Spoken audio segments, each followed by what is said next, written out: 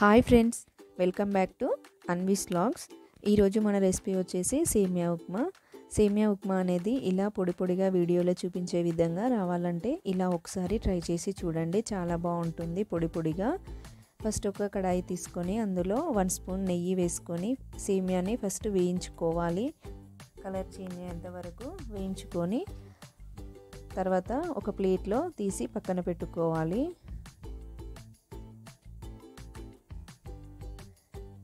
తర్వాత ఒక కడాయి తీసుకొని అందులో ఆయిల్ వేసి, ఆయిల్ అనేది కొంచెం తక్కువైనా పర్లేదండి సేమియా ఉప్మాకి.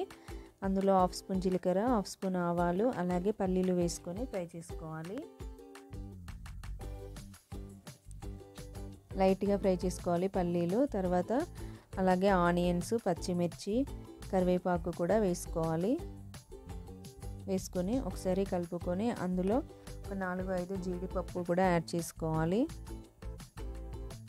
ఇవన్నీ ఫ్రై అయిన తర్వాత ఒక కప్ వాటర్ యాడ్ చేసుకోవాలి. ఒక కప్పు సేమియాకి కప్పున్నర వాటర్ అనేది కరెక్ట్గా సరిపోతుందండి, మెత్తగా కాకుండా పొడి పొడిగా అవుతుంది.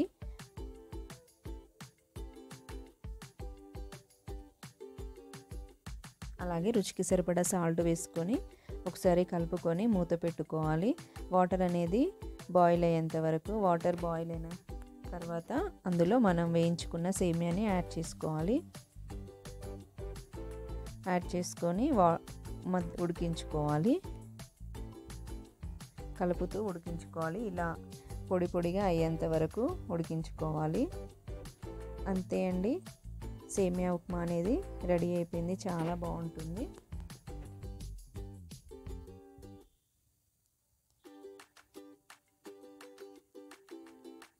ఈ వీడియో కనుక నచ్చినట్లయితే please like and subscribe my channel.